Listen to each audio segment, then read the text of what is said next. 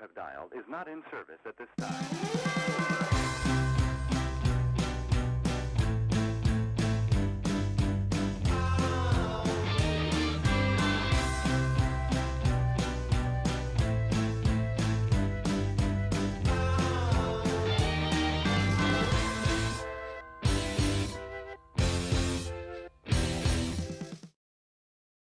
Welcome to Spotlight on the Arts. I'm Patrick Cristiano, your host, the publisher of TheaterLife.com, a website for theater buffs covering all things theater. And I'm coming to you from the LTV studio in Wainscott, where I have a special guest today. We're going to do a segment on the LongHouse Reserve, which is a 16-acre sculpture garden on Hands Creek Road in the northwest of East Hampton.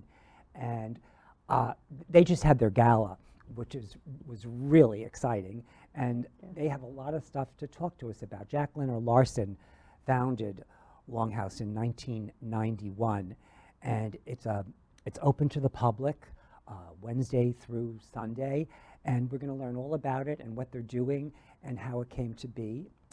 And we have Nina Gillman, the co-president of the trustees, and we have Wendy Van Deusen, is it? Yes, that's the correct. curator. Yes. And she just recently curated an exhibition of Jack's work, Larger Than Life, which we're going to show you JPEGs of at the end of the show. It's really exciting to see. Thank you so much for coming. Thank you it's for my having pleasure to us. have you. Thank you. It's really exciting to be able to do a segment on LongHouse. I love it. It is absolutely just a magical place to be. And you just had your gala. It was fabulous. It was absolutely fabulous. It was unbelievable. You had mermaids swimming in the pool. You had reggae band dancing. Royal in three Chaos. different- Do you know the people that performed? We had Royal Chaos, who was the reggae band. And they came back by popular demand. And we had the Jazz House Kids. And we also had a group who also have come back, Soundwall. So we're kind of true to our musicians. It was dynamite. It was dynamite. And you had over 500 people. Yes. And you raised a lot of funds for LongHouse. Yes, we did. We did well. Mm-hmm. So, Nina, tell us Yeah. some of the things about LongHouse, how Jack's vision for LongHouse came to be. Okay. Well, Jack had originally owned a piece of property just next door to LongHouse, and it was called Roundhouse, and it still exists, and it's very in large part as he left it, certainly the house. And I'm going to let Wendy take this up, but he had the idea. He purchased the property adjoining it, and he did that in 1975, and he had the idea of turning that property, which was larger, into more of a public space. And Wendy has an interesting tale about that. I think that from stories through Jack, that when he was out here in the 70s, he and Alfonso Osorio, who had a large piece of property, Right, and exactly. Ward Bennett, the three of them discussed turning their properties into public spaces. They wanted to share it. But unfortunately, and fortunately, Jack was the only one to be able to do that. So we're also lucky. Why do you to think have that was? Do you think Jack had more determination, or I think he did. his I vision think- was I- stronger? I Which? think he did, and I think that he, when he purchased the acreage that we have at LongHouse, he had that vision then. So he, and he but set it origi- up. Did he originally bought them simultaneously? Is that correct? No, he didn't. he had Roundhouse first. But and then the house, But he the did. property was always available next door, and they bought it later. He did buy it later, and But for a quickly- while I think he owned both of them, but then he sold Roundhouse to this wonderful couple, the Bergsmas, who still live there and are good friends of ours, and on occasion open their house for in connection with some of our events. Yeah, it was separate because he put in, and you'll actually see a clip, I believe, of the Red Garden. He put in the amphitheater. You know, he was working on the property while he had Roundhouse, but they were kept separate. Well, Jack died December 2020, and what I think is incredible about his vision is how he brought together a family, is what he did, of people that he trusted, relied upon, who he could bounce things off from, how he could create this incredible garden, sculpture garden it is, because there's Dale Chihuly is there. What else are other sculptors are in the garden too? Well, we have a big de Kooning, a wonderful de Kooning. We have a geodesic dome by Bucky Fuller, and we have rotating artists. We have, friends who are Jack's, Toshiko Takeizu, who actually is going to be having a show coming up soon in the city, and who else? well, we currently have Ai Weiwei, a wonderful set of Zodiac The figures. Zodiac, the bronzes. Let's, this is a good place. Let's show the film. Sure. We have a little film of Jack. It's edited down from the original. You can see the full thing if you want to go to the exhibition. The exhibition is at LongHouse. It's Jack Larger Than Life, which Wendy curated. We're going to show you some JPEGs at the end of the show. This film, you could see the whole thing at the exhibition. We're only going to show you 3 minutes. It's a little bit of Jack and how this, so you can see what LongHouse is and how it came to be. Could we have that now? This all started when I first had this land, and I was living at Roundhouse next door, and there was a pair of trees down there, perfectly matched. We have only one left, but I wondered what I could do to heighten that perspective, and I thought, well, I could do red posts, and then I had odd assorted red azaleas on both properties that didn't look well, but all when they were masked, they were all right. And so that's how it happened. In a time when most of us are subject to so much conformity, mass transportation and communication, gardening's a chance for being more individual. I've always gardened. I think if I'd been rich, I wouldn't have been nearly so creative, because I wouldn't have had to think about what you can do without money. It may not be the ammunition, but it's a trigger for a lot of things. LongHouse Reserve is a portrait of Jack Leonard Larson. It integrates all of his interests, not least the educational programming. He's really educating the next generations of artists, designers, weavers, collectors, writers. People talk about Jack as a master craftsman, a master of textiles, a master collector, a master landscaper. I like to just say, Jack is the master.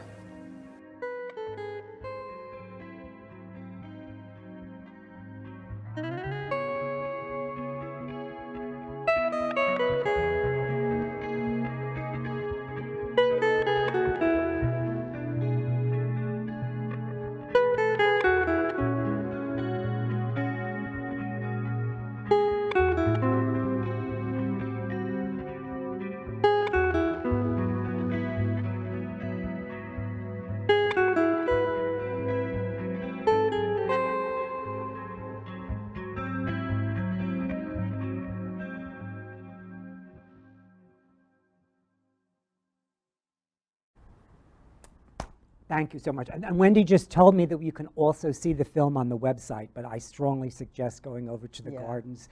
They're open Wednesday through Sunday, and learn all about LongHouse. It's a wonderful place to go.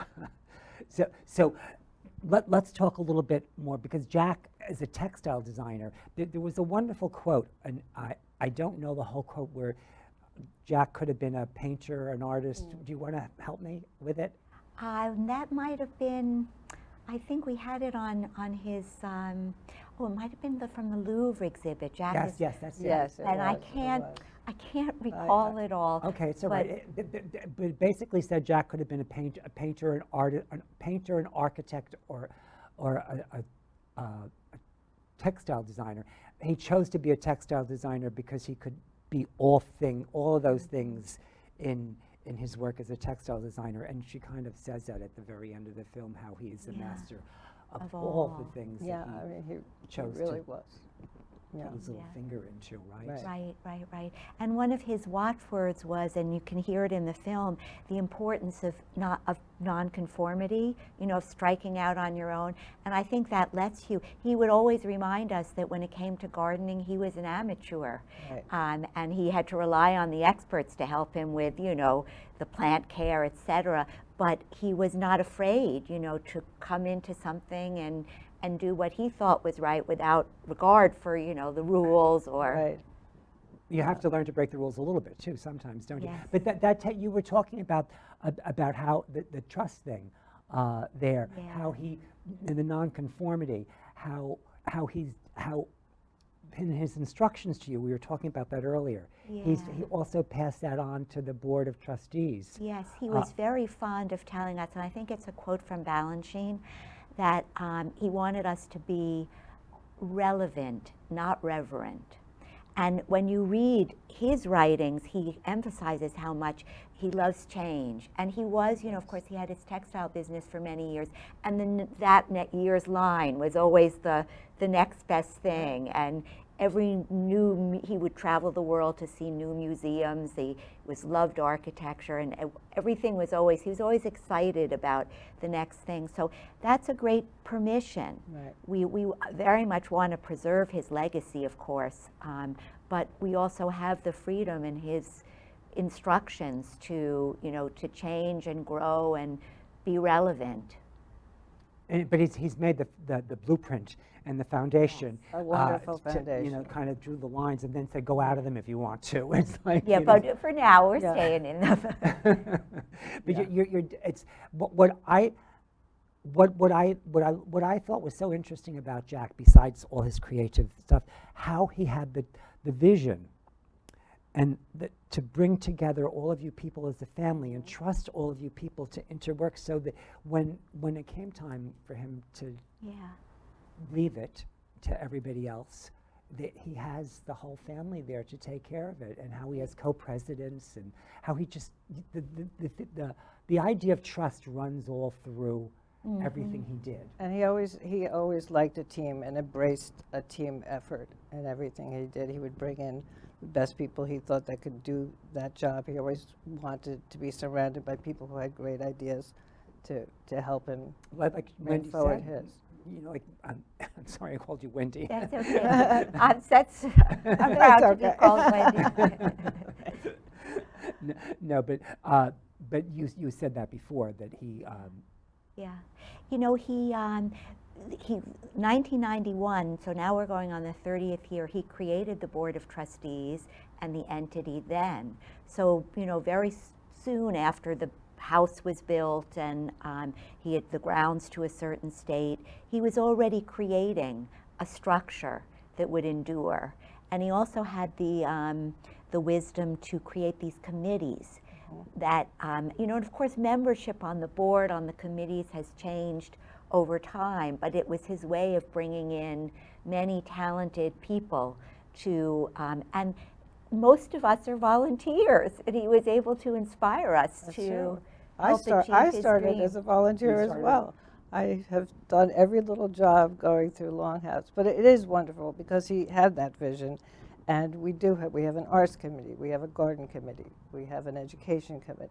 So he was planning all the way along. All through the whole process. And because I really think we talked about that, why out of the three did he succeed in what they all thought they might like to do? And I think there's probably a constant. Well, we had been talking about when Jack was a little boy, you were going to Oh yes, you mention want to tell it. this story? No, you should okay. tell it. I've always loved it. He loved to say that when he was a schoolboy, he grew up in the Pacific Northwest. He would dream during the days in classes about the projects he would take up during the weekend, and he would go out into some natural setting with a group of friends. Of course, he would be the leader, and he would want to build a fort, and how happy he was when, that was some of the happiest recollections of his working with that group of people to make things. And I was just reading some of our material. He loved to call himself a maker. Oh. He's a really sweet man. Now the exhibition that's on display right now, it's going to stay up until September 14th. Is that what you told me? Yes, we just extended it unfortunately, just another week. People wanted to It's go a much really- longer. We're going to show you some. Wendy's the Right, curator right, of this yes. wonderful exhibition, and we have some images from it that you're going to Terrific. talk Sure, to us I'll- about. Would you mind doing that? No, that'd be So we're going to show you lovely. these wonderful images from Jack, larger than life, and he certainly was. Here they are. Thank you. Oh, this is our introduction. That panel is from his exhibition at the Louvre, and that large piece, the cylinder, is Jill Chihuly. And the first piece he ever collected of Ward Ashrick, it's sitting on that beautiful piece there. And that's his jacket. That was the last photo, the image in that film that you showed. So that's how we have that. And this is, we call this the tapa section. That's a piece of tapa cloth that's behind, actually, a console that he designed for Larson Furniture, because he was not just textiles, he expanded quite a bit. And those beautiful African footed stools he would keep in his kitchen, and they were always filled with the bounty of Long Island, with tomatoes and apples, and it was always gorgeous. A fabulous. watermelon, it was stunning, and that kimono is wonderful. And the polka pot by Margaret Ponce Israel is beautiful too. This is my what Sherry and I call our wall of velvet. This is gorgeous. I mean, Jack. Oh my God. Jack he really. It looks was like it came out of Elizabeth Taylor's closet. I know. He really invented the technique to dye with that kind of saturation on that cloth. So it was a combination of getting the right weave and then being able to get that dye to saturate all the way through it. And people think of Jack like not so colorful. I think they think of him in a more of a neutral, natural, but he wasn't. He loved color. I love and these were, I would say I would cartwheel through that section if I could. Gorgeous. Thank you. Oh, this is another beautiful. These are Kindred Spirits, are those the two tall pieces. That was one of his adopted sisters. I did try to bring in his friends. Wait, stop. Yes. Kindred Spirit, these two. The two tall pieces. And they're adopted sisters? No, the person Dawn McNutt, who made these, was okay. one of his adopted sisters. Okay. And a beautiful Linda Bills piece is sitting right in front of that too, called Armor. And the piece to the left of the Kindred Spirits is a beautiful, given by a good friend of Jack's, Edward Albee, that armor made from its bone. Which is the armor? It's right next to the Kindred Spirits to the left. to the there. left. Okay, that the kind of It- like tortoiseshell color? Yeah, it's a little tall there. And there's a beautiful, here we go into Edward Albee was always a constant presence at Yeah, LongHouse and when he here, was alive. here you can also see that we tried to put in pieces that Jack wore as well, because his fashion sense was unbelievable. And so that's a fireman's coat, the one to the right, and that was also he was wearing that when he was talking about the Red Garden. And that's a large square there. It's called boro. It's a Japanese technique of a quilting technique. And a few more pieces. Chungi Chu is of those silver pieces on that beautiful table. And a few more pieces of Toshiko Takezu, those three little blue ones. And the blue all the way to the left was called Chan Chan. And that was a gorgeous saturated cotton that's tied and dyed. And that's one of Jack's fabrics? Yes. Yeah. Yes. Oh, this is interesting. Wendy, it's amazing how you were able to get so much stuff into to what is relatively not that large a space. Right, and it still doesn't feel and it doesn't full. It doesn't feel full. It doesn't. Yeah. I mean, and they all the image, everything relates to one another in Yeah, each one of the yeah. sections so beautifully. what we wanted to do. Sherry Dongia curated it with me, and because I'm sorry, yeah, well, another time. Yes. Well, and so when we were asked to put the exhibition together, it was thrown out that maybe we should do it chronologically, which really, Jack had different gardens at LongHouse, the red garden, the pink garden, the purple garden. And I said, let's just, anyone can do chronology. Let's do Jack. And so that's how we came up with the different palettes that we would use throughout the exhibition. It works beautifully. Thank Works you. It It beautifully. makes it visually more gorgeous, I think, because everything relates to itself. Yeah. So I think we have some more images. I just wanted to bring us back in the studio to make Oh, some okay. points because I thought it was a good place to do Okay. it. So this is where we left off. Oh, yes. Okay. So on there, if you can see to the right where all the scarves are hanging, and I think you can see one hat. That's just a piece of bamboo from the garden that he had upstairs in the breezeway, and he would always put his scarves and hats on there, and it moves, which is really nice with the wind. And the large piece, the black and white, that's so stunning there, is what he considered the only other great weaver of his time, and that's Junichi Arai. Say it again. his name? Junichi, J-U-N-I, Arai, C-H-I. C-H-I, Yeah. and then Arai, A-R-A-I, a master weaver. And that's a woven piece. It's woven, and it's also, then it goes through a process where it shrinks. And so it ends up looking like it's three-dimensional, which is just fabulous. And then just great pots there. And yeah, it's fun to see his scarves. Oh, I love seeing all the fabrics hanging. Yeah, Doesn't it look now fabulous? you're seeing little bits. The piece that looks like it's going on diagonals is very interesting technique because that's called a wedge weave, which is very difficult in weaving. And I think it illustrates how Jack has taken like a hand woven and has brought it into a commercial world, which is very, a very hard thing to do. And that particular technique is very difficult. And you can't, well, to the right you see a little bit, the yellow, which is just a beautiful ikat, which I think Jack brought ikat to the masses, basically, because it's from Thailand, and he brought a lot of things to the yeah, masses. he did. I mean, he did it all. He now really he's got did. this legacy of these gardens that he's bringing to all Yeah. these people out Yeah. here, too, and they'll take advantage of it. I love I more know, people it's to get really out here. amazing. Yeah. I'm sorry to interrupt you No, again, but I just no, wanted that's to fine. go back. That's great. Oh, he's Ah, rich. it- There's so This is Magnum, the two on either side, and Chan Chan in the middle. And Magnum was made for a theater curtain in Phoenix, Arizona. And it's embroidered, it has mylar, and this was back, This I was think a it was theater curtain? a theater curtain in 1970. And heavy, it's so stunning. And he actually had it on his bed as a spread in his bedroom, which is just gorgeous. But we put it together like this for the exhibition. I just love the way the Chan Chan brought the color from the pink into that green, grayish, beautiful. It's really quite stunning.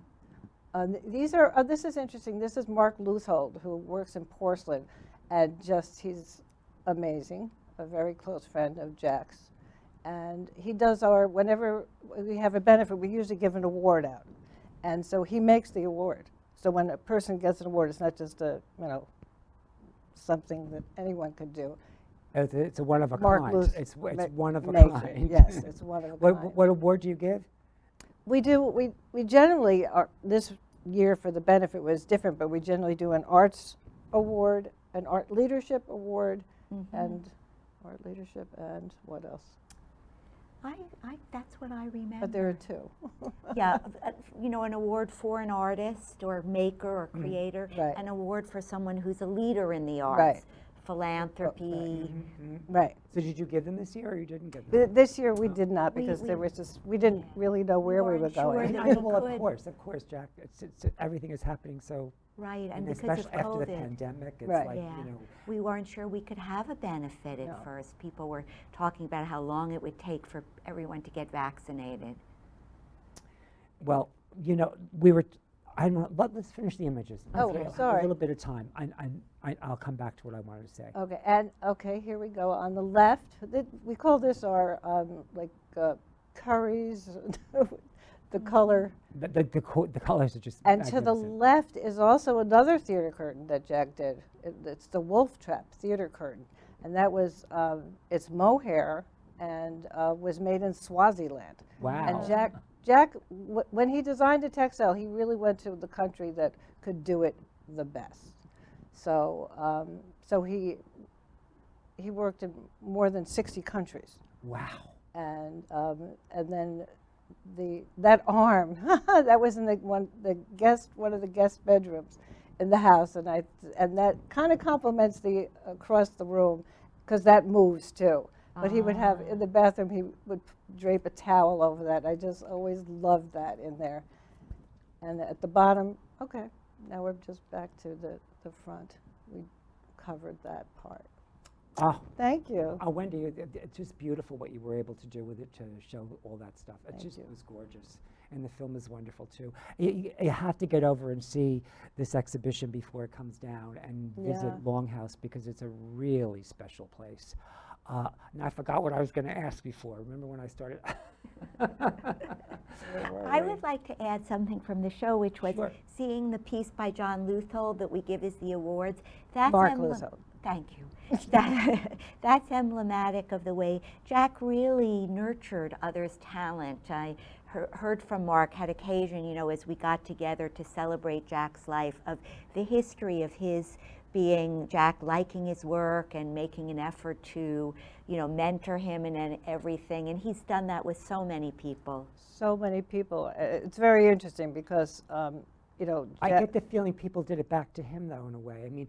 I think it's like, you know, when you get it, like people open doors to him so that he could be the full person that he was, then it makes you want to give it back. Do you know what I'm saying? Well, he did that for so many people. Yes. And the funny story is with Dale Chihuly, who was a weaver at first. And yes, wow. and he was weaving with glass elements, and Jack said to him, no. He said, your glass is so much better than your weaving. And he introduced him to Harvey Middleton, who was like a great glass blower. And that's how he did that with so many different artists. And he would make the connections for people and really promoted them. It was amazing he was really that way. Very, very nurturing that way. He was, and I remember getting a call from a person who was going to college, and she wanted to share her portfolio with Jack. And I thought, well, I don't know, I'll ask him. And he said, sure. And, you know, she came over, and he was just so wonderful, looking at every piece, making, you know, little comments about it all along the way. He was very generous with his time that way. I think It's he a really great was. loss that he won't be with us, but he's left us something really special. Yeah. And he knew what he was doing. It wasn't casual. It wasn't an accident. And he trusted all of you people, his family, to continue it. I think we're very lucky. We're proud to be in that role. We are. And we're lucky to have you. So thank you so much for coming Thank to do you. this. It's been really fun That's having great. you. You'll have to come back when you're doing something else again, too, when there's something else to talk about. We Because I will. know there's Now there's we- lots of little things going on in the background. I know that. There are. We're out of time. Thank you. Okay. Thank you so Thank much. you, Patrick. It was great to be on the show. Appreciate it. Thank you.